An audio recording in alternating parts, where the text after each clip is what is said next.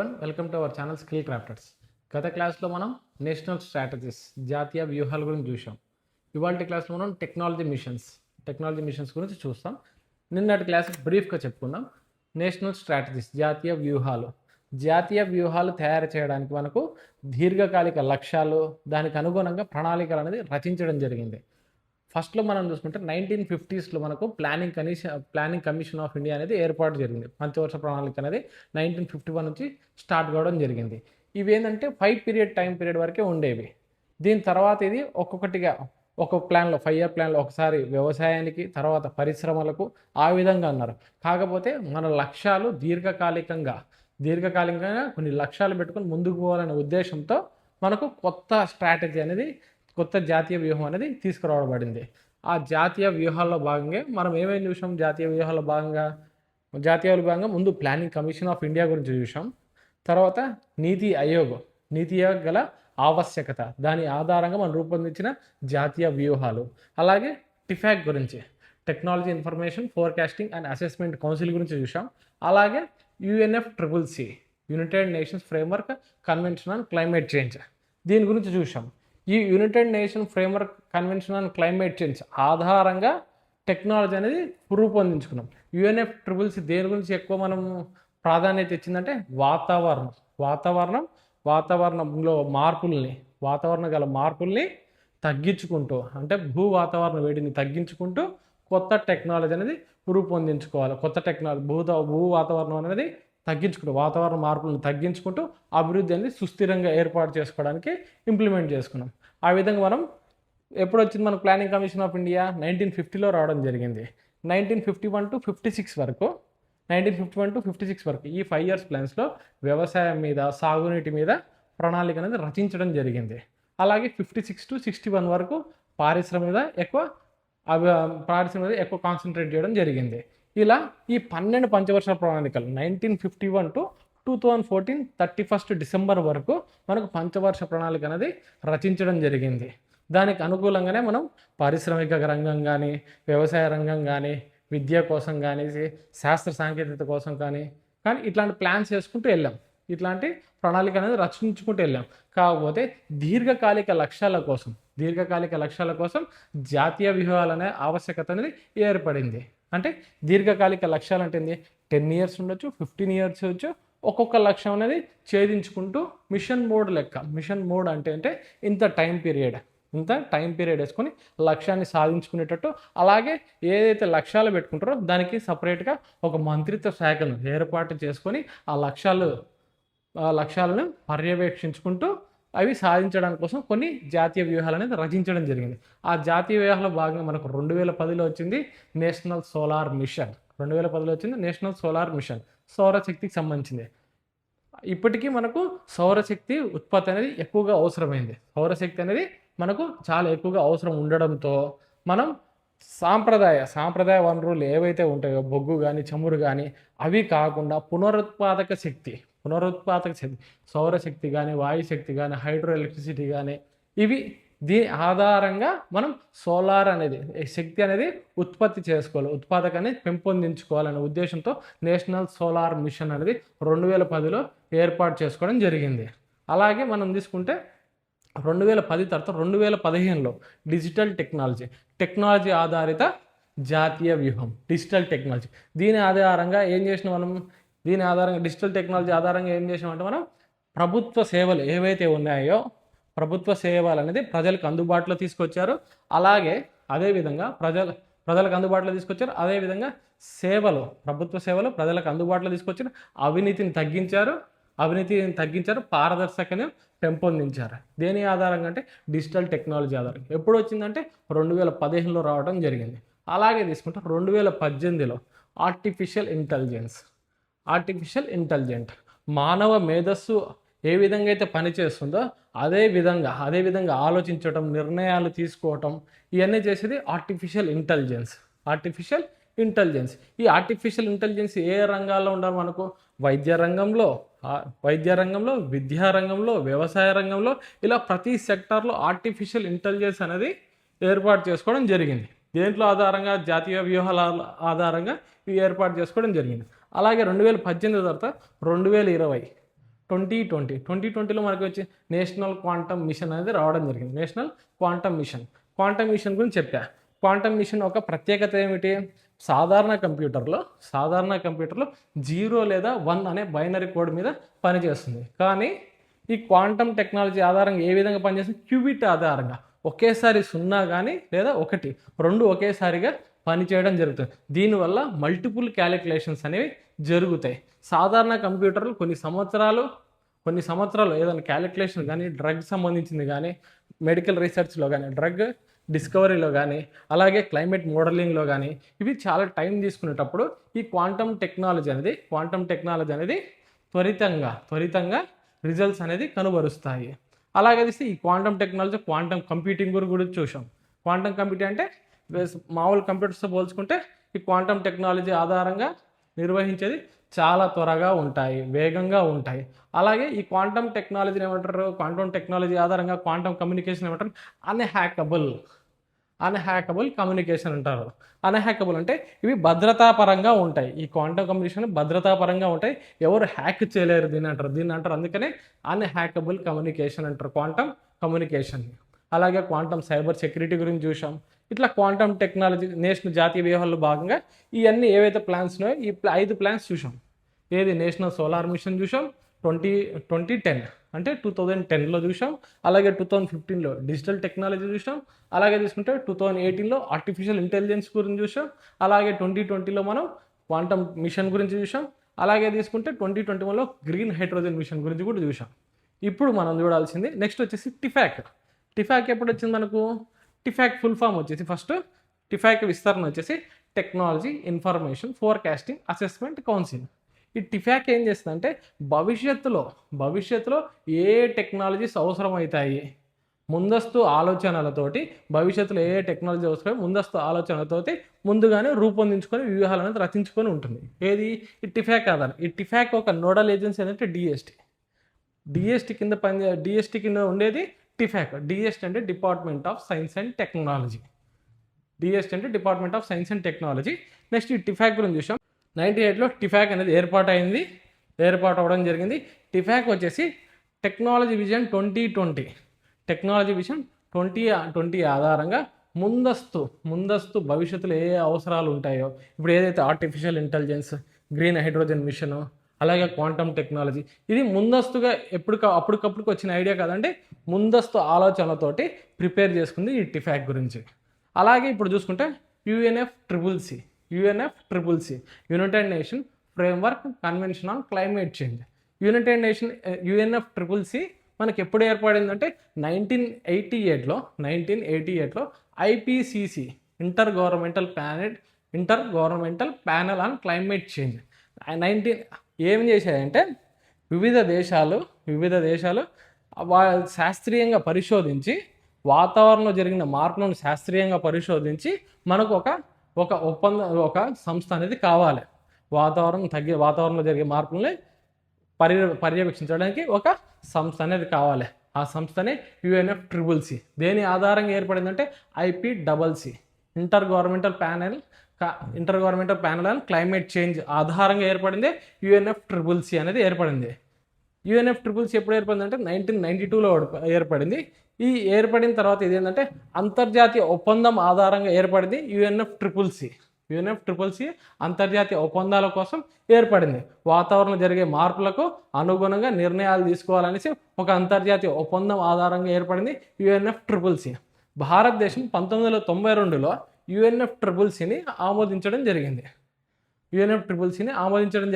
కానీ UNFCCC వచ్చేసి 1992లో రావడం జరిగింది. ఎక్కడ?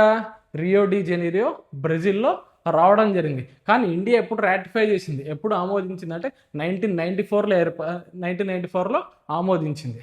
తర్వాత 1994లో ఆమోదించినప్పుడు UNFCCC ఏమైందంటే శాస్త్రీయ పరిశోధన జరిగి శాస్త్రవేత్తలు ఎవరైతే ఉంటారో వాళ్ళు ఏం చేస్తారంటే వాతావరణంలో మార్పులను గ్రహించి అందరికీ ముందుగా చెప్పడం జరిగింది. దాని ఆధారంగా కాకపోతే అప్పుడు ఇది అంతర్జాతీయ ఒప్పందం కాబట్టి పెద్దగా ఎవరు పట్టించుకోలేదు. తర్వాత ఏం జరిగిందంటే 1997లో క్యోటో ప్రోటోకాల్స్ అనేది ఇంపార్టెంట్ అండి. 1997లో జపాన్లోని క్యోటో నగరంలో మనకు ఈ క్యోటో నగరంలో క్యోటో ప్రోటోకాల్స్ అనేది అనుకున్నారండి. ఈ అగ్రిమెంట్ లెక్క ప్యారిస్ అగ్రిమెంట్ ఎట్లయితే ఉంటే క్యోటో ప్రోటోకాల్స్ అనేది అనుకున్నారు. ఏమనుకున్నారంటే డెవలప్డ్ కంట్రీస్ మరియు డెవలపింగ్ కంట్రీస్, అభివృద్ధి చెందిన దేశాలు, అభివృద్ధి చెందుతున్న దేశాలు. అభివృద్ధి చెందిన దేశాలు ఆల్రెడీ ఉద్గారాలను ఎక్కువగా విడుదల చేశాయి. ఇవి అభివృద్ధి చెందిన దేశాలు ఎక్కువగా ఉద్గారాలు అనేది వాతావరణంలో విడుదల చేయడం జరిగింది. ఎక్కువగా ఉద్గారాలను ఎమిషన్స్ అనేది విడుదల చేయడం జరిగింది. కాబట్టి ఏం చెప్పింది మనకు UNFCCC, ఎవరైతే అభివృద్ధి చెందినారో ఎగ్జాంపుల్ కిందకి USA తీసుకుంటే, ఈ అభివృద్ధి చెందిన దేశాలు ఎక్కువ ఉద్గారాలను విడుదల చేసింది. కాబట్టి వీళ్ళు ఏం చేయాలంటే ఎక్కువ బాధ్యత అనేది తీసుకోవాలి. అలాగే డెవలపింగ్ కంట్రీస్ ఎగ్జాంపుల్ తీసుకుంటే ఇండియా తీసుకుంటే మనం ఈ డెవలపింగ్ కంట్రీస్ ఇంకా డెవలప్ కావాలి. కాబట్టి వీళ్ళపై ఎక్కువ కఠిన ఆంక్షలు అనేది లేవు. వీళ్ళు ఉద్గారాలు తగ్గించాలని నియమాలు పెట్టుకోలేదు. దాన్ని అంటారు CBDR అంటారు. CBDR అంటే కామన్ బట్ డిఫరెన్షియేటెడ్ రెస్పాన్సిబిలిటీ. అందరికీ వాతావరణంలో మార్పులు అందరికీ తగులుతాయండి.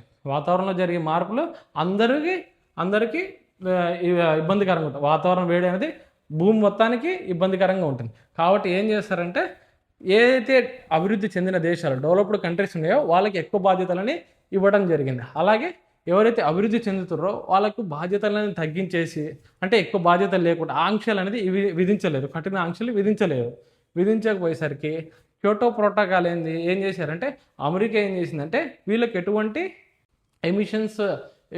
ఎటువంటి ఆంక్షలు అనేది లేవు, వీళ్ళు డెవలప్ కావచ్చు, మా మీదనే ఆంక్షలు ఉన్నాయనే ఉద్దేశంతో అమెరికా దీన్ని రాటిఫై చేయలేదు. అమెరికా రాటిఫై చేయకపోయేసరికి క్యోటో ప్రోటోకాల్ వచ్చేసి సఫలీకృతం కాలేదు. తర్వాత ఏమైంది, అలాగే డెవలపింగ్ కంట్రీస్ ఏవైతే అభివృద్ధి చెందుతున్న దేశాలు కూడా ఉద్గారాలను విడుదల చేసింది. అలాగే అభివృద్ధి చెందిన దేశాలు కూడా ఉద్గారాలు అనేది ఎమిషన్స్ అనేది విడుదల చేయడం జరిగింది. ఈ విడుదల చేయడం ఆధారంగా భూ వాతావరణం మరింత వేడెక్కింది. ఈ భూ వాతావరణం మరింత వేడెక్కేసరికి ప్యారిస్ అగ్రిమెంట్ అనేది జరిగింది. ఎప్పుడు జరిగిందంటే 2015లో జరిగింది. ఈ ప్రతి సంవత్సరం UNFCCC ప్రతి సంవత్సరం సమావేశాలను నిర్వహిస్తుంది. ఒక్కొక్క దేశం ఒక్కొక్కసారి నిర్వహిస్తుంది. క్యోటో ప్రోటోకాల్ ఒకసారి జపాన్లో జరిగింది.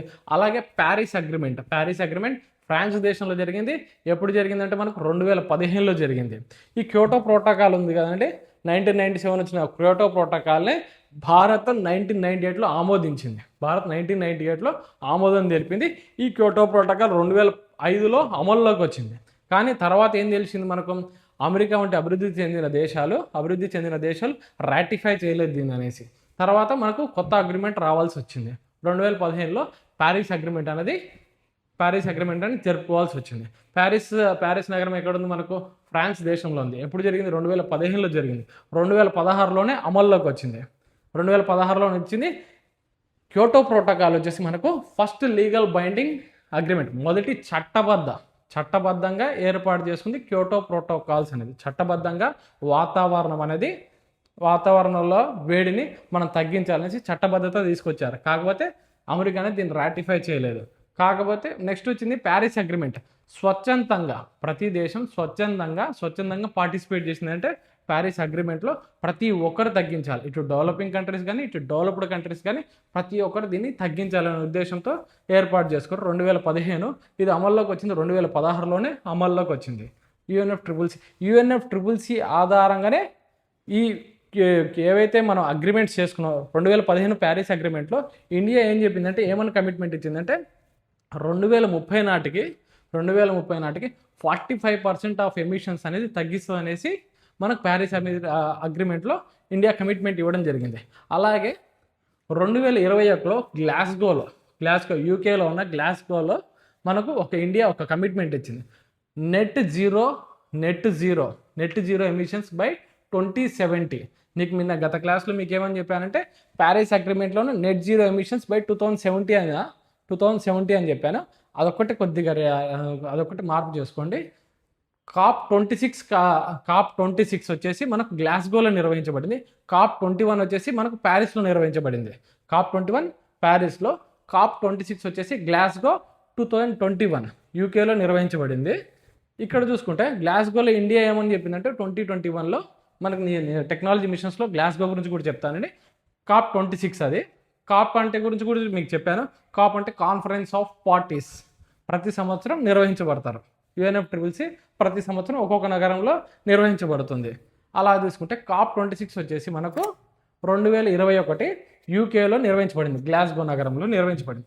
అక్కడ ఇండియా ఏమని కమిట్మెంట్ ఇచ్చిందంటే net zero by 2070, net zero emissions ఉద్గారాలను 2070 నాటికి పూర్తిగా తగ్గిస్తుందనేసి ఇండియా కమిట్మెంట్ ఇచ్చింది.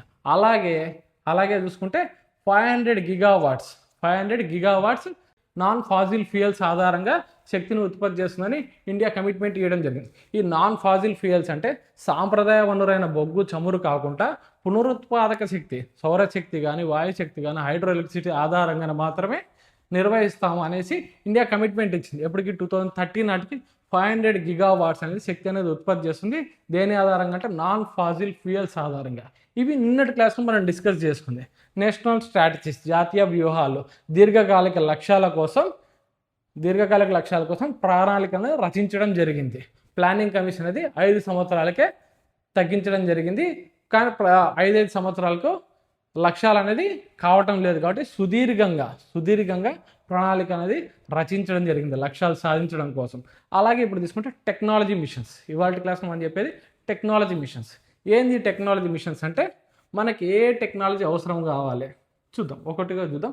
ఏ టెక్నాలజీ అవసరం ఉన్నాయి, భవిష్యత్తు ఆధారమైన టెక్నాలజీ మీకు గతంలో చెప్పే దీంట్లో కూడా మనం ఫస్ట్ నుంచి చూద్దాం. టెక్నాలజీ మిషన్స్ ఫస్ట్ 1980s పీరియడ్లో ఏముంది, 85, 87 ఆ పీరియడ్లో ఏ టెక్నాలజీ మనకు అవసరం పడింది. అలాగే 2018, 2019 PM స్టాక్ అంటారండి. PM స్టాక్ వచ్చేసి దాంట్లో ఏ టెక్నాలజీ అవసరం పడ్డాయి, ఆ టైం పీరియడ్లో ఏ టెక్నాలజీ అవసరం పడ్డాయి. అలాగే 2018, 19 ఆ టైం పీరియడ్లో ఏ టెక్నాలజీ అవసరం పడ్డాయి. ఫస్ట్ తీసుకుంటే మనం ఇండిపెండెన్స్ వచ్చిన తర్వాతకి 1985లో ప్రజల సమస్యలు ఏవైతే సమస్యలుగా ఉన్నాయో, ప్రజల సమస్యలు, భారతదేశం యొక్క సమస్యలు అనుకుంటే ఆ సమస్యల ఆధారంగా కొన్ని మనకు అవసరం పడ్డాయి. దాంట్లో తీసుకుంటే సురక్షిత త్రాగునీరు అనేసి, ఇమ్యూనైజేషన్, టీకాలకు సంబంధించింది కానీ, లిటరసీ సంబంధించింది కానీ, ఆయిల్ సీడ్స్ సంబంధించింది కానీ, ఇటువంటి దాంట్లో మనకు టెక్నాలజీ అనేది అవసరం పడ్డాయండి. దీన్ని ఎవరెవరు రచించారు ఈ టెక్నాలజీ మిషన్స్ ఈ మిషన్స్ అనేది అవసరం పడ్డాయి. ప్రజల యొక్క సమస్యలు, ఆ టైంలో ఉన్న సమస్యలు ఏంటంటే లిటరసీ సమస్య, ఇమ్యూనైజేషన్, టీకాలకు సంబంధించిన సమస్యలు, లిటరసీ చదువు పరంగా, ఆయిల్ సీడ్స్, నూనె ఉత్పత్తులు, దిగుమతుల మీద ఆధారపడింది దేశం. అందుకని మెరుగైన విత్తనాలు అందించడం ఆయిల్ సీడ్స్ పరంగా. అలాగే డైరీ ప్రోడక్ట్స్ మీద ప్రారంభంలో మనకు 5 మిషన్స్ మాత్రమే ఉన్నాయని, తర్వాత 6th మిషన్గా పెట్టొచ్చింది మనకు డైరీ అనేది వచ్చిందని. ప్రారంభంలో మనకు 5 మిషన్స్ మాత్రమే ఉన్నాయి, తర్వాతకి మనకు వచ్చింది 6వ మిషన్ డైరీ కిందికి వచ్చింది. ఫస్ట్ ఈ టెక్నాలజీ 5 చూద్దాం. 6 ఏవైతే ఉన్నాయో ఆ 6 చూసిన తర్వాత PM స్టాక్ గురించి చూద్దాం. దానిలో టోటల్గా 9 టెక్నాలజీ మిషన్స్ అనేది రావడం జరిగింది. ఇప్పుడు 5 టెక్నాలజీ మిషన్స్ గురించి చూద్దాం ఇవాళ. ఫస్ట్ తీసుకుంటే మనం ప్రారంభం నుంచి చూస్తున్నామండి. 1947 నుంచి మనం ఒక్కొక్కటిగా step by step up to 2025, 2026 వరకు మనం చూస్తున్నామండి. ఒక్కొక్కటిగా చూసుకుంటాం. ఫస్ట్ చూసుకుంటే టెక్నాలజీ మిషన్స్ వచ్చేసి దేశం ఎదుర్కొంటున్న ముఖ్యమైన జాతీయ సమస్యలను శాస్త్ర సాంకేతిక పరిజ్ఞానం. ఇక్కడ ఏమంటారంటే దేశం ఎదుర్కొంటున్న జాతీయ సమస్యలు, ఏవైతే జాతీయ సమస్యలు ఉంటాయో ఆ సమస్యలను సైన్స్ అండ్ టెక్నాలజీ, శాస్త్ర సాంకేతిక ఆధారంగా దాన్ని ఉపయోగించుకొని, శాస్త్ర సాంకేతికతను ఉపయోగించుకొని, మిషన్ మోడ్లో ఉపయోగించుకొని ఈ జాతీయ స్థాయి కార్యక్రమాలను నిర్వహించడం జరుగుతుంది. ఇక్కడ చూడండి, దేశం ఎదుర్కొంటున్న ముఖ్యమైన జాతీయ సమస్యలను శాస్త్ర సాంకేతిక పరిజ్ఞానం, సైన్స్ అండ్ టెక్నాలజీ ఉపయోగించి మిషన్ మోడ్లో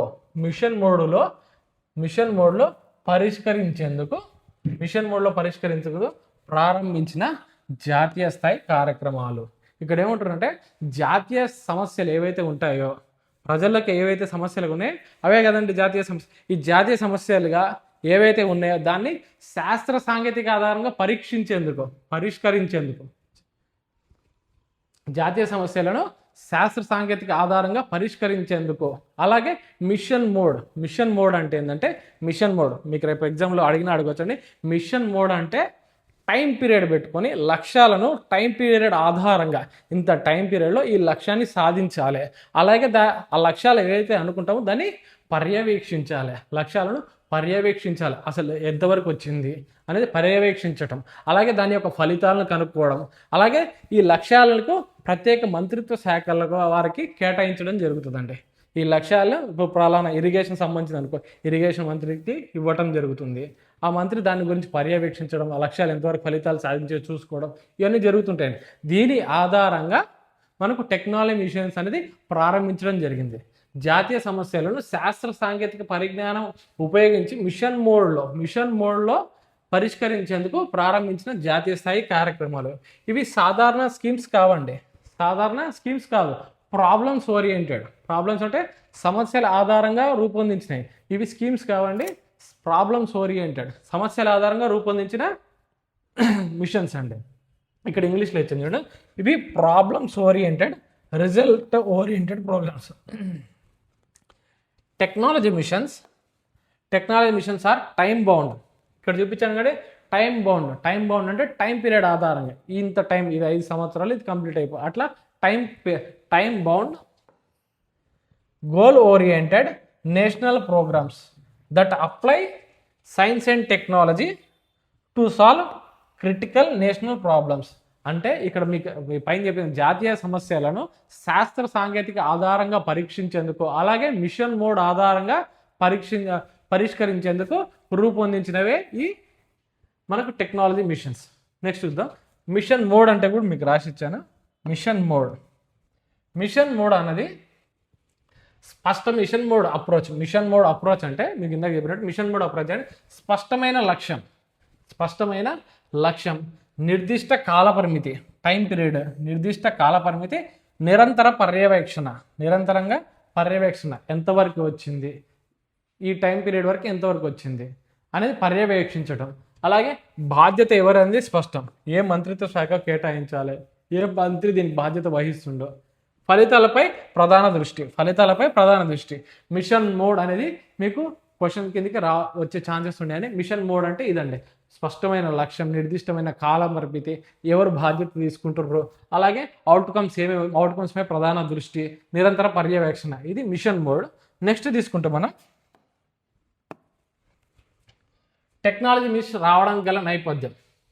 మనం ఎప్పుడు చూసినా టెక్నాలజీ ముందు ఎలా వస్తుంది, టెక్నాలజీ మిషన్స్ రావడం గల ఆవశ్యకత ఏంది, బ్యాక్గ్రౌండ్ హిస్టరీ ప్రతి దాంట్లో కూడా చూస్తున్నామండి. ప్రతి దాంట్లో స్ట్రాటజీస్ రావడం గల బలమైన కారణం ఏమిటి, దానికి planning commission of India 5 year plans అనేది సరిపోవు, దీర్ఘకాలిక లక్ష్యాల కోసం కొత్త ప్రణాళిక అనేది రావాలి అనేసి మనం స్ట్రాటజీస్ అనేది ప్రిపేర్ చేసుకోవడం జరిగింది. అలా ప్రతి దానికి బ్యాక్గ్రౌండ్ హిస్టరీ అనేది చూసుకుంటూ వస్తున్నాం. ఇప్పుడు టెక్నాలజీ మిషన్స్లో కూడా టెక్నాలజీ మిషన్స్ రావడం గల ఆవశ్యకత ఏమిటి, జాతీయ సమస్యలను పరిష్కరించడానికి శాస్త్ర సాంకేతికత అనేది అవసరమైంది, దాని ఆధారంగా రూపొందించుకుంది. ఇప్పుడు నేపథ్యం చూద్దాం, బ్యాక్గ్రౌండ్ హిస్టరీ చూద్దాం. 1950-70 మధ్యకాలంలో, 1950-70 మధ్యకాలంలో శాస్త్రీయ సంస్థలు ఐఐటీస్ 1951లో స్టార్ట్ అయినాయి, ఇప్పుడు కూడా కంటిన్యూ అవుతున్నాయి. 1951లో స్టార్ట్ అయింది IITs. CSIR, council of scientific and industrial research, మీకు ఆల్రెడీ పాలసీస్లో చెప్పా CSIR గురించి. నెక్స్ట్ DRDO 1958, DRDO వచ్చేసి డిఫెన్స్ రీసెర్చ్ డెవలప్మెంట్ ఆర్గనైజేషన్. ఎప్పుడు వచ్చింది మనకు 1958లో వచ్చింది. ఇక్కడ ఏమంటారు, 1950-1970 మధ్యకాలంలో శాస్త్రీయ సంస్థలు ఏర్పడ్డాయి. ఈ శాస్త్రీయ సంస్థలు అనేది 1950s to 70s కాలంలో మనకు ఏర్పాటు అనేది జరిగింది. కాకపోతే ఈ శాస్త్రీయ సంస్థల ఆధారంగా వచ్చిన ఫలితాలు ప్రజలకు అనేది చేరువ కాలేదు చూడండి. కానీ ఈ శాస్త్ర ఫలితాలు ప్రజల జీవితాలకు తక్కువగా చేరాయి. ఈ శాస్త్రీయ ఫలితాలు 1980s మధ్యలో భారతదేశంలో 1980లో భారతదేశంలో పల్లెల్లో త్రాగునీరు కొరత, ఇందాక మీకు చెప్పాను కానీ త్రాగునీరు కొరత, అలాగే నిరక్షరాస్యత, బాలల టీకాలు, అలాగే తీసుకుంటే ఆహార నూనెల దిగుమతులు, టెలికమ్యూనికేషన్లో వెనకబాటు వంటి సమస్యలు తీవ్రమయ్యాయి. మీకు ఏమని చెప్పాను, 1980s అంటే 1985లో అండి. 1985 రాజీవ్ గాంధీ గారు గవర్నమెంట్ మరియు శామ్ పిట్రోడో గారు అడ్వైజరీ కౌన్సిల్ అయిన సలహాదారుడు, అడ్వైజరీ కౌన్సిల్ కాదు అడ్వైజరీ సలహాదారుడు శామ్ పిట్రోడో గారు వీళ్ళిద్దరు ఏం చేశారంటే అప్పటి జాతీయ సమస్యలు త్రాగునీరు కొరత, గ్రామాలలో త్రాగునీరు కొరత, నిరక్షరాస్యత, లిటరసీ అనేది తక్కువగా ఉండటం, అలాగే బాలల టీకాలు, ఈ టీకాలు అనేది కోల్డ్ స్టోరేజ్ శీతలీకరణ యూనిట్ అనేది లేకపోవటం, అలాగే ట్రాన్స్పోర్ట్ ఇబ్బందులు, ఈ ఇబ్బందుల వల్ల టీకాలు అనేది గ్రామాలకు చేరవేయకపోవటము, దీని ఆధారంగా ఏమన్నారు, అలాగే ఆహార నూనెల దిగుమతుల మీదే ఎక్కువ ఆధారపడేది. అలాగే తీసుకుంటే టెలికమ్యూనికేషన్లో వెనుకబాటుతనం, ఇవన్నీ సమస్యల ఆధారంగా technology mission, first generation of technology missions అనేది తీసుకురావడం జరిగింది. అప్పటి సమస్యల ఆధారంగానే టెక్నాలజీ మిషన్స్ అనేది రావటం జరిగింది. నెక్స్ట్ చూద్దాం. 1980s మనకు జాతీయ సమస్యలు ఏవేవి ఉన్నాయి? 1980s మధ్యలో భారతదేశంలో పల్లెల్లో త్రాగునీరు సమస్య, నిరక్షరాస్యత, బాలల టీకాలు, ఆహార నూనె దిగుమతి, టెలికమ్యూనికేషన్లో వెనుకబాటుతనం, ఇవి జాతీయ సమస్యలు. దీని ఆధారంగా మనం రూపొందించుకుంది టెక్నాలజీ మిషన్స్. నెక్స్ట్ చూసుకుంటే 7th 5-year ప్లాన్, అంటే రాజీవ్ గాంధీ గారి గవర్నమెంట్ 7th 5-year ప్లాన్ ఎప్పటి నుంచి ఉంది మనకు? 1985 to 1990 సమయంలో ప్రధానమంత్రి ఎవరంటే రాజీవ్ గాంధీ గారు మరియు శామ్ పిట్రోడో అడ్వైజరీ సలహాదారుడు ఆఫ్ టెక్నాలజీ మిషన్స్ యొక్క సలహాదారుడు శామ్ పిట్రోడో గారు, అలాగే రాజీవ్ గాంధీ గారు కలిసి సైన్స్ అండ్ టెక్నాలజీని వినియోగించి మిషన్ మోడ్ అప్రోచ్తో ఈ సమస్యలను ట్యాకిల్ చేద్దామని అనుకున్నారు. మీకు ఇందాక చెప్పాను, మీకు ఏవైతే జాతీయ సమస్యలు ఉన్నాయో, త్రాగునీరు కొరత కానిసి, అలాగే బాలల టీకాలు కానీ, నిరక్షరాస్యత కానీ, అలాగే ఆయిల్ దిగుమతులు కానీ, అలాగే తీసుకుంటే మనం ఈ సమస్యలు ఏవైతే ఉన్నాయో దీని మిషన్ మోడ్ అప్రోచ్, అంటే లక్ష్యము టైం పీరియడ్ పెట్టుకొని దీనికి సపరేట్ మంత్రిత్వ శాఖను కేటాయించుకొని పర్యవేక్షించుకుంటూ ఫలితాలను చూసుకుంటూ ముందుకు వెళ్ళాలి. మిషన్ మోడ్ అప్రోచ్తో ముందుకు వెళ్ళాలి. ఈ సమస్యలను ఏ విధంగా పరిష్కరించాలంటే శాస్త్ర సాంకేతిక ఆధారంగా పరిష్కరించాలి. ఓకే, దాని ఫలితంగా 1987లో మొదటి టెక్నాలజీ మిషన్స్ ప్రారంభమయ్యాయి. ఎప్పుడు ప్రారంభమైనాయి? మొదటి టెక్నాలజీ మిషన్స్ ఎప్పుడు ప్రారంభమైతే 1987లో అయ్యాయి. ఎవరు అప్పటి ప్రధానమంత్రి ఎవరంటే రాజీవ్ గాంధీ గారు. అలాగే అడ్వైజరీ సలహాదారుడు ఎవరు? టెక్నాలజీ మిషన్ ఒక సలహాదారుడు ఎవరంటే శామ్ పిట్రోడో గారు. మనం ఓకే, నెక్స్ట్ ఒక పాయింట్ మీకు అబ్దుల్ కలాం గారు గత పాలసీ నేషనల్ స్ట్రాటజీస్ గురించి చెప్తున్నా. నేషనల్ స్ట్రాటజీస్లో అబ్దుల్ కలాం గారు ముందస్తు వ్యూహాలు, అంటే టిఫాక్ సంబంధించి ముందస్తు వ్యూహాలు అనేది తీసుకురావడం జరిగిందండి. ఇందాక మీకు చెప్పలేదు, అందుకే ఇప్పుడు చెప్తున్నా. అబ్దుల్ కలాం గారు భవిష్యత్తులో ఏ టెక్నాలజీ కావాలి మనకు అనేది ఉండాలి, టెక్నాలజీ మిషన్ 2020 అనేది ముందుకు తీసుకొచ్చిన మొదటి నాయకుల్లో ఒకరు అబ్దుల్ కలాం గారు అండి. నెక్స్ట్ ఇక్కడికి వస్తే 1987లో మొదటి టెక్నాలజీ మిషన్స్ ప్రారంభమయ్యాయి. తర్వాత 2010లో కొత్త టెక్నాలజీ మిషన్స్ నానో కానీ, సైబర్ ఫిజికల్, క్వాంటమ్ సిస్టమ్స్ ఇవి వచ్చాయండి. ముందుగా 1987 గురించి చూద్దాం. 1987 టెక్నాలజీ మిషన్స్ గురించి చూసాం. 1987 టెక్నాలజీ మిషన్స్ ఏమేమి ఉన్నాయి మనకు? లిటరసీ ఒక్కొక్కటిగా చూద్దాం రండి. డ్రింకింగ్ వాటర్ మిషన్ ఫస్ట్ తీసుకుంటే first generation national technology machines 1987 మొదటిగా ప్రారంభించింది 5 మిషన్స్ అండి. ఫస్ట్గా ప్రారంభించింది 5 మిషన్స్. తర్వాతగా ఒకటి జాయిన్ అయింది డైరీ, తర్వాత చేర్చినది డైరీ పాలకు సంబంధించింది డైరీ. మొత్తం ఎన్ని మిషన్స్? 6 మిషన్స్ అయినాయి. 1987లో డ్రింకింగ్ వాటర్, త్రాగునీరు, పల్లెల్లో త్రాగునీరు, ఇమ్యునైజేషన్, టీకాలు, లిటరసీ, నిరక్షరాస్యత, ఆయిల్ సీడ్స్, ఆయిల్ దిగుమతులు, టెలికమ్యూనికేషన్ డైరీ వంటి క్రిటికల్ సెక్టార్స్లో టెక్నాలజీ మిషన్స్ ప్రారంభించడం ద్వారా రాజీవ్ గాంధీ ప్రభుత్వం టెక్నాలజీ డ్రివెన్ డెవలప్మెంట్కి నాంది పలికింది. టెక్నాలజీ ఆధారంగా, శాస్త్ర సాంకేతిక ఆధారంగానే ఈ సమస్యలు అనేది పరిష్కరించాలి. కాబట్టి దీన్ని ఏమన్నారంటే టెక్నాలజీ డ్రివెన్ డెవలప్మెంట్కి నాంది పలికారు. ఎవరు పలికారు? అటు రాజీవ్ గాంధీ గారి ప్రభుత్వం అనేది నాంది పలకడం జరిగింది. దీన్ని అంటారు ఈ 5 సెక్టార్లు ఏవైతే ఉంటాయో దాంట్లో టెక్నాలజీ మిషన్స్ అనేది ప్రారంభించడం జరిగింది. కాబట్టి దీన్ని ఏ విధంగా పరిష్కరిస్తారంటే శాస్త్ర సాంకేతిక ఆధారంగా పరిష్కరిస్తారు. కాబట్టి దీన్ని ఏమంటారంటే టెక్నాలజీ డ్రివెన్ డెవలప్మెంట్ అని అనడం జరుగుతుందండి. నెక్స్ట్ చూసుకుంటే ఒక్కొక్క మిషన్ చూద్దాం. ఇప్పుడు drinking water mission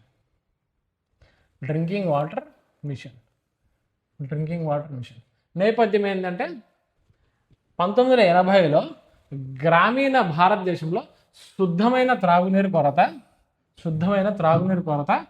fluoride arsenic వల్ల ఆరోగ్య సమస్యలు ఎక్కువయ్యాయి. 1980స్లో గ్రామీణ భారతదేశంలో ఫ్లోరైడ్ ప్రాబ్లమ్స్, అలాగే శుద్ధమైన త్రాగునీరు దొరకడం అనేది కొరతగా ఉంది. పాత నీటి పథకాలు సరిగ్గా పనిచేయలేకపోవడంతో పాత నీటి పథకాలు ఏవైతే ఉంటాయో 1985 కన్నా బిఫోర్, 1987 కన్నా బిఫోర్, ఇవి వచ్చింది ఎప్పుడు 1987 కన్నా బిఫోర్ 1972-73లో ARWSP అనేది rural supply programme accelerated water rural supply programme అనేది 1972-73లో ఏర్పాటు చేయడం జరిగిందండి. అవి అనేది ఏంది? పాత నీటి పథకాలు సరిగ్గా పనిచేయకపోవడంతో రాజీవ్ గాంధీ ప్రభుత్వం దీనిని ప్రత్యేక టెక్నాలజీ మిషన్గా తీసుకుంది. ప్రత్యేక టెక్నాలజీ మిషన్ కిందకి పాత ఈ అన్ని మిషన్ జాతీయ సమస్యలకి ముందు ప్రతిదానికి ఒక మిషన్ ఉండేదండి. కాబట్టి అవి సరిగ్గా పనిచేయకపోవడంతో మళ్ళీ ఫస్ట్ జనరేషన్ టెక్నాలజీ మిషన్లోకి ఏవైతే జాతీయ సమస్యలు ఉన్నాయో దాన్ని తీసుకురావడం జరిగింది. దాంట్లో మొదటిది వచ్చేసి drinking water mission, fluoride problem ఆధారంగా. అలాగే తీసుకుంటే శుద్ధమైన త్రాగునీరు దొరకకపోవటం పల్లెల్లో, దీని ఆధారంగా ఇది ఒక సమస్య కిందకి తీసుకొని దాన్ని శాస్త్ర సాంకేతిక పరిష్కరించేసి దాని యొక్క టెక్నాలజీ మిషన్ కిందకి తీసుకురావడం జరిగిందండి. Drinking water machine. నెక్స్ట్ తీసుకుంటే లక్ష్యాలు తీసుకుంటే ప్రతి వ్యక్తికి సురక్షిత త్రాగునీరు అందించటం, అలాగే ప్రజా ఆరోగ్యం మెరుగుదల చేయటం, ప్రజలకు ఆరోగ్యాలను మెరుగుదల చేయటం. దీంట్లో కొన్ని లక్ష్యాలు పెట్టుకున్నారండి. త్రాగునీరు ఎంత అందించాలి, ఒక వ్యక్తికి ఒక రోజులో ఎంత త్రాగునీరు అందించాలి చూద్దాం. గ్రామీణంలో అయితే మనకు ఒక వ్యక్తికి ఒక రోజున 40 లీటర్లు, అనేది శుద్ధమైన త్రాగునీరు అందించడం అనేది లక్ష్యంగా పెట్టుకుంది. అలాగే మనం గ్రామీణం తర్వాత పట్టణంలో తీసుకుంటే ఒక వ్యక్తికి ఒక రోజులో 135 లీటర్లు, అనేది అందించడం జరుగుతుంది. అలాగే తీసుకుంటే గ్రామీణ నీటి సరఫరా పథకాలు. మీకు లక్ష్యాలు అడగొచ్చండి. లక్ష్యాలు అంటే నీటి ప్రమాణాలు అనేది అడగడానికి ఛాన్సెస్ ఉన్నాయి. డ్రింకింగ్ వాటర్ టెక్నాలజీ మిషన్స్లో ఆధారంగా గ్రామీణ వ్యక్తికి ఒక రోజుకి ఎన్ని లీటర్ల శుద్ధమైన త్రాగునీరు అందించాలి? 40 లీటర్లు. అలాగే పట్టణంలో శుద్ధమైన త్రాగునీరు ఎంత అందించాలి ఒక వ్యక్తికి? 135 లీటర్లు. అలాగే తీసుకుంటే గ్రామీణ నీటి సరఫరా పథకాలు అంటే గతంలో మనం ఇందాక చెప్పాం కదా 1972-73 ARWSP accelerated rural water supply programme. గ్రామీణంలో శుద్ధమైన తాగునీరు అందించుట, accelerated rural water supply programme 1972-73. ఇది భారతదేశంలో మొదటి పెద్ద rural water programme. 1970 ARWSP accelerated rural water supply programme ఎప్పుడు ఏర్పాటు చేయబడింది? 1972-73 మధ్యలో ఏర్పాటు చేయడం జరిగింది. మొట్టమొదటి పెద్ద రూరల్ వాటర్ ప్రోగ్రామ్ ఏమిటి? మొదటి పెద్ద రూరల్ వాటర్ ప్రోగ్రామ్ ఏదంటే ARWSP అనగా ఏమిటి? Accelerated rural water programme. Next తీసుకుంటే రాజీవ్ గాంధీ, మనం ఇప్పుడు వచ్చింది Rajiv Gandhi national drinking water mission 1986లో ఏర్పాటు చేయడం జరిగింది. Rajiv Gandhi national drinking water mission programme ఎప్పుడు వచ్చింది? 1986లో ఏర్పాటు చేయడం జరిగింది.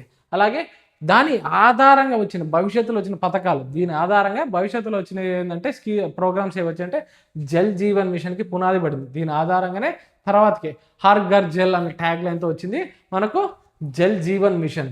జల్ జీవన్ మిషన్కి పునాది ఎప్పుడు వచ్చింది? జల్ జీవన్ మిషన్ మనకు 2019లో వచ్చింది. ఇప్పుడు గవర్నమెంట్ ఎవరు? జల్ జీవన్ మిషన్ ఒక ప్రభుత్వం ఒక హెడ్ ఎవరు అంటే నరేంద్ర మోడీ గారు. జల్ జీవన్ మిషన్ తీసుకొచ్చిందంటే నరేంద్ర మోడీ గారు. ఎప్పుడు వచ్చిందంటే 2019లో. ARWSP వచ్చింది 1972-73 మధ్యలో. అట్లనే Rajiv Gandhi national drinking water mission వచ్చింది మనకు 1986లో రావడం జరిగింది. అలాగే జల్ జీవన్ మిషన్ వచ్చింది మనకు 2019లో వచ్చింది. జల్ జీవన్ మిషన్ ఒక ట్యాగ్ లైన్ ఏంది మనకు? హర్ ఘర్ జల్, ప్రతి ఇంటికి త్రాగునీరు అనేది అందించుట. ఈ జల్ జీవన్ మిషన్లో భాగంగా ప్రతి ఇంటికి ప్రతి హౌస్ హోల్డర్కి ట్యాప్ కనెక్షన్స్ అనేది ఇవ్వడం జరుగుతుందండి జల్ జీవన్ మిషన్ల ఆధారంగా. ఇది మన first program drinking water mission. ఇక్కడ చూడండి, Jal Jeevan mission tagline వచ్చేసి హర్ ఘర్ జల్. ప్రతి గ్రామీణ కుటుంబానికి functional household tap connection అనేది ప్రతి ఇంటికి అనేది అందించడం జరుగుతుంది. ఇంటికే త్రాగునీరు. మనకి ఇక్కడ అడిగితే జల్ జీవన్ మిషన్ ఎప్పుడు వచ్చింది? 2019లో వచ్చింది జల్ జీవన్ మిషన్. దాని యొక్క ట్యాగ్ లైన్ ఏంది? హర్ ఘర్ జల్. ఇది మనం టెక్నాలజీ మిషన్స్లో ఫస్ట్ రాజీవ్ గాంధీ గారు తీసుకొచ్చిన ఫస్ట్ ప్రోగ్రామ్ ఏంటంటే డ్రింకింగ్ వాటర్ మిషన్. ఇవన్నీ ఎప్పుడు జరిగిన 1987 టైం పీరియడ్లో, ఆయన టైం పీరియడ్లోనే వచ్చినాయి. అందుకే ఫస్ట్ జనరేషన్ టెక్నాలజీ మిషన్స్ అంటారండి. నెక్స్ట్ తీసుకుంటే మనం ఇమ్యునైజేషన్ టెక్నాలజీ అంటే టీకాలు వేయగలిగితే, టీకాలు అనేది మనకు అందుబాటులో ఉన్నా కానీ వేరే దానికి తరలించాలి అంటే ట్రాన్స్పోర్ట్ ప్రాబ్లమ్స్, అలాగే కోల్డ్ స్టోరేజ్, శీతలీకరణ గిడ్డంగులు ఉంటారు కదండి, శీతలీకరణ గిడ్డంగులు అనేది లేకపోవటం, కోల్డ్ స్టోరేజ్ అనేది లేకపోవటం. దీని ఆధారంగా టీకాలు అనేది గర్భిణీ స్త్రీలకు కానీ, అటు ఎవరైతే పిల్లలు ఉంటారో పిల్లలకు కానీ, అటు గర్భిణీ స్త్రీలకు కానీ అందించలేకపోవటం. దాని ఆధారంగా చేసుకొని ఇది కూడా ఒక మిషన్ కిందకి ప్రారంభించడం జరిగింది. ఇమ్యునైజేషన్ టెక్నాలజీ మిషన్ చూద్దాం. నేపథ్యం చూసుకుంటే ఆ కాలంలో అంటే 1980sలో బాల మరణాల్లో పెద్ద భాగం టీకాలు వేయగలిగే వ్యాధుల వల్లే ఉండేది. టీకాలు వేయగలే వ్యాధుల వల్లే ఉండేది. టీకాలు ఉన్నప్పటికీ గ్రామాలకి చల్లని భద్రపాటు, కోల్డ్ చైన్ లేక చల్లని భద్రపాటు స్టోరేజెస్ ఉంటాయి. టీకాలను భద్రపరచాలంటే మనకు కోల్డ్ స్టోరేజెస్ అని ఉండాలి, కోల్డ్ చైన్ అనేది ఉండాలి. అలాగే డెలివరీ బలహీనంగా ఉండటంతో, అంటే ట్రాన్స్పోర్ట్లో డెలివరీ ఇక్కడ నుంచి వేరే చోటికి చేయాలి, అక్కడ కోల్డ్ స్టోరేజ్ ఉండాలి. ఇవన్నీ బలహీనంగా ఉండటంతో టీకా కార్యక్రమాన్ని టెక్నాలజీ ఆధారంగా బలోపేతం చేయడానికి ఈ మిషన్ వచ్చింది. టీకా కార్యక్రమాన్ని టెక్నాలజీ ఆధారంగా, శాస్త్ర సాంకేతిక ఆధారంగా టీకాలని బలోపేతం చేయడానికి ఈ మిషన్ అనేది తీసుకురావడం జరిగిందండి. యూనివర్సల్ ఇమ్యునైజేషన్ ప్రోగ్రామ్, దీని అంటారు ఏమేమి ప్రోగ్రామ్ అంటారంటే యూనివర్సల్ ఇమ్యునైజేషన్ ప్రోగ్రామ్ 1987. లక్ష్యాలు ఏమిటి? ఇక్కడ లక్ష్యాలు తీసుకుంటే అంటే సంవత్సరానికి 20 మిలియన్ల శిశువులకి టీకాలు అనేది అందించాలి. ఇక్కడ లక్ష్యాల గురించి అడిగే ఛాన్సెస్ ఉంటాయండి. ఒక సంవత్సరానికి 20 మిలియన్ల శిశువులకు టీకాలు అనేది అందించాలి. అలాగే 20 మిలియన్ల గర్భిణీ స్త్రీలకు టీకాలు అనేది అందించాలి అనేది లక్ష్యంగా పెట్టుకున్నారు. ఇక్కడ చూడండి, లక్ష్యాల్లో 20 మిలియన్ల శిశువులకు సంవత్సరం టీకాలు 20 మిలియన్ గర్భిణీ మహిళలకు అందించాలి. దేని ఆధారంగా? యూనివర్సల్ ఇమ్యునైజేషన్ ప్రోగ్రామ్ ఆధారంగా. ఎప్పుడు వచ్చింది? 1987లో వచ్చింది. ఎవరి గవర్నమెంట్లో వచ్చిందంటే రాజీవ్ గాంధీ గారి గవర్నమెంట్లో వచ్చింది. ఓకే, నెక్స్ట్ తీసుకుంటే మనం ఉపయోగించిన టెక్నాలజీ. ఈ టీకాల్లో ఉపయోగించిన టెక్నాలజీ ఏమిటంటే cold chain system, vaccine storage, transport monitoring. ఫలితం ఇక్కడ మనకు ఏదైతే సమస్యలు ఉన్నాయో దానిలోనే మనం టెక్నాలజీని యూజ్ చేయడం జరిగింది. దేంట్లో? కోల్డ్ చైన్ సిస్టంలో, వ్యాక్సిన్ స్టోరేజ్లో, అలాగే ట్రాన్స్పోర్ట్ మానిటరింగ్లో. టీకాల వ్యాప్తి పెరుగుదల. ఫలితం ఏంటంటే టీకాల వ్యాప్తి పెరుగుదల అనేది జరిగింది. అలాగే మోస్ట్ ఇంపార్టెంట్ ఏంటంటే 2013లో భారత్ అనేది పోలియో ఫ్రీ కంట్రీగా ఏర్పడడం జరిగింది. 2013 వరకు భారత్ పోలియో ఫ్రీ కాదండి. 2013 నుంచి భారత్ అనేది ఫ్రీ పోలియో కంట్రీగా గుర్తించబడడం జరిగింది. 2013 ఓకే, నెక్స్ట్ తీసుకుంటుంది నేషనల్ లిటరసీ మిషన్, అక్షరాస్యత. సేమ్ దీంట్లో కూడా అంతే అండి. అక్షరాస్యతని శాస్త్ర సాంకేతిక పరంగా ఏ విధంగా ముందుకు తీసుకెళ్ళాలి, ఏ లక్ష్యాలు పెట్టుకోవాలి, అవి చూస్తే మనకు నేషనల్ లిటరసీ మిషన్ కంప్లీట్ అవుతుంది. చూద్దాం. పెద్దల అక్షరాస్యత పెంచడానికి మాస్ మీడియా ఏమేమి ఉపయోగించుకున్నారంటే మీడియాను ఉపయోగించుకున్నారు, టీవీని ఉపయోగించుకున్నారు, audio visual aids, teaching materials వంటి టెక్నాలజీ ఆధారిత విధానాలను ఉపయోగించింది. మనకి ఇక్కడ ఏంది, ఏవైతే సమస్యలు ఉన్నాయో అవి టెక్నాలజీ ఆధారంగా పరిష్కరించుకోవాలి.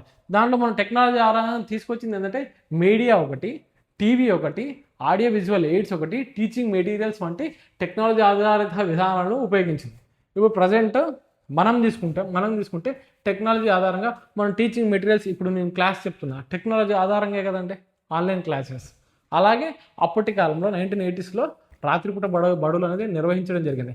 అలాగే టీవీ న్యూస్ ఛానల్స్ ఆధారంగా ఏం జరుగుతుంది అనేది తెలుసుకోవడం జరిగింది. అలాగే ఏదన్నా చదువుకోవాలి అనుకుంటే దానికి సంబంధించిన ప్రోగ్రామ్స్ అనేది మనకు చూపించడం జరిగేది. ఇక్కడ తీసుకుంటే లక్ష్యాలు ఏమేమి తీసుకున్నాం మనం. సంవత్సర అక్షరాస్యత ఎంత ఉండాలి, సంవత్సరం అక్షరాస్యత ఎంత ఉండాలంటే 10 మిలియన్ అనేది అక్షరాస్యత అనేది నిర్వహించాలి. దేని ఆధారంగా అంటే టెక్నాలజీ ఆధారంగా మనం 10 మిలియన్ల అక్షరాస్యతని సాధించాలి. ఇది లక్ష్యంగా పెట్టుకోం. మొత్తం సుమారు 80 మిలియన్ల మందికి అక్షరాస్యత అనేది మొత్తానికి టోటల్గా 80 మిలియన్ మందిని తీసుకురావాలి. సంవత్సరానికి అయితే 10 అయితే సుమారుగా 80 మిలియన్ మందికి అక్షరాస్యతను తీసుకురావాలి. దేని ఆధారంగా అంటే టెక్నాలజీ సాంకేతికత ఆధారంగా మనం ఈ ఏదైతే లిటరసీ అనేది నిరక్షరాస్యత అనేది తగ్గించేసి అక్షరాస్యతని పెంపొందించేటట్టు చేశారండి. నెక్స్ట్ లక్ష్య వయసు వచ్చేసి 15 నుంచి 35 సంవత్సరాలు. లక్ష్య వయసు వచ్చేసి 15 నుంచి 35 సంవత్సరాలు. ఇది నేషనల్ లిటరసీ మిషన్. ఎప్పుడు వచ్చింది, 1988లో వచ్చింది. నెక్స్ట్ తీసుకుంటే లిటరసీ అయిపోయిన తర్వాత మనం ఆయిల్ సీడ్స్ దానికన్నా ముందు ప్రత్యేకత ఫంక్షనల్ లిటరసీ. ఏమేమి నేర్పించేటోళ్ళు, చదవటం, రాయటం, లెక్కించడం, క్యాంపెయిన్ మోడ్ చేయటం, వాలంటీర్స్ దీంట్లో కీలక పాత్ర అనేది స్వచ్ఛందంగా వచ్చేటోళ్ళు వాళ్ళు కీలక పాత్ర అనేది పోషించడం జరిగిందండి. నెక్స్ట్ తీసుకుంటే oil seeds technology machines 1987. Oil seeds technology machines మనం ఆయిల్ సీడ్స్ మీద విదేశాల మీద ఆధారపడడం జరుగుతుంది. దీన్ని తగ్గించడానికి మన సాంకేతిక ఆధారంగా ఏం చేశారంటే మెరుగైన విత్తనాలు అనేది ఇవ్వటం జరిగింది. అలాగే ఆధునిక నీటిపారుదల వ్యవస్థ అనేది తీసుకురావడం జరిగింది. దీని ఆధారంగా ఏమైంది, ఆయిల్ సీడ్స్ యొక్క ఉత్పాదకతని పెంచడం జరిగింది అండి. వంట నూనెల దిగుమతులపై అధిక ఆధారం. వంట నూనెల దిగుమతులపై ఏదైతే వేరే విదేశాల నుంచి మనం దిగుమతుల మీద ఆధారపడుతుంది. దిగుమతులపై అధిక ఆధారం. లక్ష్యం ఏంటంటే నూనె గింజల ఉత్పత్తిలో స్వయం సమృద్ధి సాధించాలి. స్వయం సమృద్ధి సాధించాలి. నూనె గింజలు అంటే ఏంటి, మెరుగైన విత్తనాలు అనేది మనకు అందించాలి. అమలు విధానం, మెరుగైన విత్తనాలు, ఆధునిక సాగు పద్ధతులు. దీని ఆధారంగా దేశం అనేది స్వయం సమృద్ధి అని సాధించడంలో ముందుంటుంది. ఇది ఏమంటారు, national oil seeds technology machines ఎప్పుడు వచ్చింది, 1987లో వచ్చింది. నేషనల్ ఆయిల్ సీడ్స్ దిగుమతులపై ఎక్కువ ఆధారపడేది. భారతదేశం వచ్చేసి వంట నూనెల దిగుమతులపై అధిక ఆధారం పడేది, విదేశాల మీద అధిక ఆధారం పడేది. దీన్ని సాధించాలి అంటే ఏం చేయాలి, మనం మెరుగైన విత్తనాలు, మెరుగైన సాగునీటి పద్ధతులు అనేది అవలంబించాలి. దీని ఆధారంగా ఏమైతే దేశం అనేది స్వయం సమృద్ధి సాధిస్తుంది. దేంట్లో, ఆయిల్ సీడ్స్లో, వంట నూనెల ఉత్పత్తిలో భారతదేశం అనేది స్వయం సమృద్ధి సాధించాలి. నెక్స్ట్ తీసుకుంటే టెలికాం కమ్యూనికేషన్. గ్రామీణ 1980s ఆ టైం పీరియడ్లో ఫోన్ సదుపాయం ఎక్కడదండి, ఫోన్ సదుపాయాలు ఎంత కదండి. ఇక్కడ చూడండి, గ్రామీణ ప్రాంతంలో సమస్య వచ్చేసి గ్రామీణ ప్రాంతంలో ఫోన్ సదుపాయాలు లేని. అప్పటి కాలంలో 1980s ఆ టైం పీరియడ్లో ఫోన్ సదుపాయాలు లేవండి. ఒక ద్వారా నుంచి ఇంకో ద్వారా కమ్యూనికేట్ చేయాలంటే ఒక పోస్ట్ ద్వారా ఆ విధంగానే కమ్యూనికేట్ అయ్యేది, కానీ వితిన్ సెకండ్స్ ఆఫ్లో మనకు కమ్యూనికేషన్ అనేది జరిగేది కాదండి. నేను చెప్పేది మీకు చేరాలంటే చాలా టైం పట్టేది. అప్పటికి మన కీలకమైన సంస్థలు C.1 PCO ఒకటి C.1 PCO ఒకటి C.1 centre for development of telematics ఒకటి PCO పబ్లిక్ కాల్ ఆఫీస్ మీరు ఇంతకుముందు చూసింటారు phone booths PCO ISD calls అనేసి అంటే ఫోన్ కనెక్షన్ అనేది ప్రతి గ్రామానికి అందుబాటులో చేయటం. దేని ఆధారంగా అంటే దాంట్లో వచ్చిన కీలకమైన సంస్థలు ఏంటంటే C.1 PCO అంటే public call office, centre development of telematics ఒకటి. ఈ రెండు కీలకమైన సంస్థలు ఇవి అందించడం జరిగిందండి. ఇక్కడ చూడండి PCO STD ISD బూత్స్ అనేవి ఉండేదండి. PCO STD ISD బూత్స్ అనేది ఉండేది. దీని ఆధారంగా ఏంటంటే ఒక మనిషి ఫోన్ మాట్లాడుకోవాలంటే ఆ బూత్ కాడికి వచ్చేసి ఇన్ని మినిట్స్కి 1 మినిట్కి ఇట్లా 5 రూపాయలు కట్టించేసి ఫోన్ మాట్లాడడం జరిగింది. ఫస్ట్ స్టార్టింగ్ ఇవే జరిగేవి. ఫస్ట్ ఇక్కడ ప్రజలు డబ్బులు చెల్లించి కాల్ చేసే ఫోన్ కేంద్రం ఈ PCOకి సంబంధించింది. ప్రజలు డబ్బులు చెల్లించి కాల్ చేసే ఫోన్ కేంద్రం ప్రతి గ్రామానికి కనీస కమ్యూనికేషన్ సదుపాయం అనేది కల్పించడం జరిగింది. ఎప్పుడు జరిగింది? ఫస్ట్ ఫోన్ రావటం అనేది ఫస్ట్ టైం కాబట్టి చాలా పెద్ద విప్లవాన్ని చెప్పవచ్చండి. 1987లో తీసుకొచ్చిన టెలికాం మిషన్ అనేది. ఇక్కడ చూడండి ప్రతి గ్రామానికి కనీస కమ్యూనికేషన్ సదుపాయాన్ని కల్పించాలి. లక్ష్యాలు: తక్కువ ఖర్చుతో టెలికాం సేవలు, గ్రామీణ కనెక్టివిటీ. ఫలితాలు: PCO విప్లవం, సమాచార మార్పిడి సులభమైంది. ఇది వచ్చిన తర్వాత సమాచార మార్పిడి అనేది సులభమైంది. నేడు భారత్లో 900+ మిలియన్ల ఫోన్ కనెక్షన్లు ఉన్నాయండి. 900+ మిలియన్ కనెక్షన్లు అనేవి భారత్లో ఉన్నాయి. దేని ఆధారంగా? ఫస్ట్ స్టార్టింగ్లో పనిచేసిన కీలకమైన సంస్థలు ఏంది? PCO పబ్లిక్ కాల్ ఆఫీస్, అలాగే C.1, అలాగే మనం చూసుకుంటే C.1 centre for development of telematics. దీని ఫుల్ ఫామ్స్ అడిగే ఛాన్సెస్ ఉన్నాయి. మన టెలికాం టెక్నాలజీ మిషన్ ఎప్పుడు వచ్చిందంటే 1987లో రావటం జరిగిందండి. నెక్స్ట్ తీసుకుంటే డిజిటల్ ఎకనామీకి పునాది. టెలికాం లేకుండా ఇంటర్నెట్ లేదు, ఇంటర్నెట్ లేకుండా IT సర్వీసులు లేవు. అందుకే ఫస్ట్ వచ్చింది టెలికాం, తర్వాత ఇంటర్నెట్, తర్వాత IT, తర్వాత డిజిటల్ ఎకనామీ కిందకి ఈరోజు మనం చూస్తున్నామండి. ఫస్ట్ వచ్చింది మనకు టెలికాం అండి. టెలికాం అంటే ఇంటర్నెట్, IT, డిజిటల్ ఎకనామీ. ఇవి మనం నెక్స్ట్ వచ్చేసి ఒకే ఒకటి ఉందండి, డైరీ గురించి, పాల ఉత్పత్తికి సంబంధించింది. డైరీ మిషన్ 1987లో. ప్రారంభంలో డైరీ మిషన్ అనేది లేదండి. ప్రారంభంలో డైరీ తప్ప మిగతా 5 మిషన్లు ఉండేవి. ఏవేవి ఉన్నాయి మనకు ప్రారంభంలో 5 మిషన్లు? ఫస్ట్ తీసుకుంటే డ్రింకింగ్ వాటర్, త్రాగునీరుకి సంబంధించింది ఒకటి. అలాగే తీసుకుంటే టీకాలకు సంబంధించింది. అలాగే తీసుకుంటే నిరక్షరాస్యత సంబంధించి లిటరసీ సంబంధించింది. అలాగే తీసుకుంటే మనకు ఆయిల్ సీడ్ సంబంధించింది. అలాగే తీసుకుంటే టెలికమ్యూనికేషన్. ఇవి జాతీయ సమస్యలుగా ఉండేవి ప్రారంభంలో. తర్వాతకు వచ్చింది డైరీ అనేది. ప్రారంభంలో మనం డైరీ అని చూసుకుంటే అప్పట్లో మీరు గ్రామీణ ప్రాంతాల్లోకి వెళ్తే గిట మీకు అంటే అమ్మేటోళ్ళు కాదండి, పెరుగు కానీ పాలు కానీ అమ్మేటోళ్ళు కాదు. అక్కడే ఉండేసి దూడలకి వదిలేయడం కానీ ఇవి జరిగేవి తప్ప పాలు అమ్మాలి, పాల నుంచి డబ్బులు సంపాదించాలి ఫస్ట్ స్టార్టింగ్లో లేవండి. తర్వాత ఈ డైరీ టెక్నాలజీ మిషన్ ఇక్కడ చూడండి. డైరీ టెక్నాలజీ మిషన్ 1987 పాల ఉత్పత్తి పెంచేందుకు జాతీయ మిషన్స్. జాతీయ మిషన్స్. ఎప్పుడైతే మనకు దాని ద్వారా డబ్బులు సంపాదించుకుంటాం, సిటీకి తీసుకెళ్ళే ఒక ట్రాన్స్పోర్ట్ ఉంటే కదండి, ఒక ట్రాన్స్పోర్ట్ పల్లె నుంచి పట్టణాలకు రావాలంటే ట్రాన్స్పోర్ట్ ఉండాలి. అలాగే కోల్డ్ స్టోరేజెస్ అనేది ఉండాలి. వీటినన్నింటినీ ఏర్పాటు చేయాలి కాబట్టి ఒక మిషన్ అనేది ఏర్పాటు చేసుకొని డైరీ టెక్నాలజీ మిషన్ 1987 పాల ఉత్పత్తి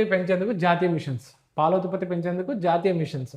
కార్పొరేటివ్ మోడల్ అంటే రైతులు కలిసి ఒక సంఘంగా, కార్పొరేట్ మోడల్ అంటే రైతులందరూ కలిసి ఒక కేంద్రం, గ్రామీణ ప్రాంతంలో ఒక కేంద్రం కాడ ఉంటుంది. ఆ కేంద్రం నుంచి ఒక వ్యవస్థకు పోతుంది, ఆ నుంచి మొత్తం డిస్ట్రిబ్యూషన్ అనేది జరుగుతుంది. అది దాన్ని కార్పొరేట్ మోడల్ అంటారు. రైతులు కలిసి ఒక సంఘంగా ఉత్పత్తి, ప్రాసెసింగ్, మార్కెటింగ్ అన్నీ కలిసి నిర్వహించడాన్ని కార్పొరేట్ మోడల్ అంటారండి. డైరీ టెక్నాలజీ మిషన్ వచ్చేసి మనం 1987లో ఏర్పాటు చేయడం జరిగింది. దీనికి ప్రసిద్ధ ఉదాహరణ Amul Anand milk union limited. మీరు కార్పొరేట్ మోడల్ అది అన్నారు కదండి, కార్పొరేట్ మోడల్ అనగా దానికి ఉదాహరణ వచ్చేసి ఆనంద్ మిల్క్ యూనియన్ లిమిటెడ్. రైతు సంఘాల నుంచి వీళ్ళు తీసుకోవటం అనేది జరుగుతుందండి. ఏదైతే పాల కేంద్రాలు ఉంటాయో సంఘాలందరూ రైతులందరూ కలిసేసి ఎవరైతే పశు పోషణ చేసేసి పాల ఉత్పత్తి చేస్తారో వాళ్ళందరూ ఒక పాల కేంద్రం దగ్గర పాలు పోసేసి దానికి సంబంధించిన చిట్టీలు రాయించుకోవడం అవి ఉంటాయండి. ఆ నుంచి కేంద్రాలకు వెళ్తాయి. దీంట్లో ఒక ఉదాహరణ తీసుకుంటే ఆనంద్ మిల్క్ అండి, Anand milk union limited, Amul అంటారు. లక్ష్యాలు పాల ఉత్పత్తి పెంపం. దీని ఆధారంగా ఏం చేస్తారంటే పాల ఉత్పత్తి అనేది పెంపొందిస్తారు. రైతులకు న్యాయమైన ధర అనేది కల్పించడం జరుగుతుంది. గ్రామీణ ఆదాయం అనేది పెంపుదల చేస్తారు. అలాగే ఫలితం ఏంటంటే భారత్ ప్రపంచంలో అత్యధిక పాల ఉత్పత్తి గల దేశం. భారత్ ఏమైంది, ప్రపంచంలో ఫస్ట్లో ఉంది పాల ఉత్పత్తిలో. ఇవి మనకు మిషన్స్ 1987లో రాజీవ్ గాంధీ గారు అలాగే టెక్నాలజీ మిషన్ ఒక సలహాదారైన శామ్ పిట్రోడా గారు తీసుకొచ్చిన టెక్నాలజీ మిషన్స్. ఇవాళ క్లాస్లో మనం టెక్నాలజీ మిషన్స్ వరకు చూసాం. ఫస్ట్ జనరేషన్ టెక్నాలజీ మిషన్స్ చూసాం. రేపటి క్లాస్లో మనం పిఎం స్టాక్ ప్రైమ్ మినిస్టర్, ఇక్కడ చూడండి, prime minister science technology innovation advisory council. రేపటి క్లాస్లో మనం పిఎం స్టాక్ గురించి చూద్దాం. దానిలో ఉన్న 9 టెక్నాలజీ మిషన్స్ ఏవో దాని గురించి చూద్దాం. అలాగే పునాది అంటే దీనికన్నా 2018లో కొన్ని ఏర్పాటు చేయడం, ఎన్ఎస్ఎం కానీ, ఎన్ఎంఐసిపిఎస్ కానీ, ఎన్క్యూఎం కానీ. ఇవి ఎన్క్యూఎం అంటే నేషనల్ క్వాంటమ్ మిషన్ అండి, ఎన్ఎస్ఎం అంటే నేషనల్ సూపర్ కంప్యూటింగ్ మిషన్, అలాగే ఎన్ఎంఐసిపిఎస్ అంటే సైబర్ ఫిజికల్ సిస్టమ్ అండి. దీని గురించి రేపటి క్లాస్లో పిఎం స్టాక్ గురించి, అలాగే పునాది మిషన్స్ అయిన ఎన్ఎస్ఎం, ఎన్క్యూఎం, అలాగే ఎన్ఎంఐసిపిఎస్ గురించి రేపటి క్లాస్లో చూద్దామండి. ఇంకేమన్నా కంటెంట్ ఏమైనా యాడ్ చేసేది ఉన్నా కానీ నా దగ్గరికి కమెంట్ సెక్షన్లో మెన్షన్ చేయండి. నా క్లాస్ కానీ మీకు నచ్చినట్టయితే మా ఛానల్ లైక్ చేసి, షేర్ చేసి, సబ్స్క్రైబ్ చేయవలసిందిగా కోరుతున్నాము. అలాగే మీకు ముందుగా మా నోటిఫికేషన్స్ రావాలంటే బెల్ ఐకాన్ మీద ట్యాప్ చేయండి. Thank you so much.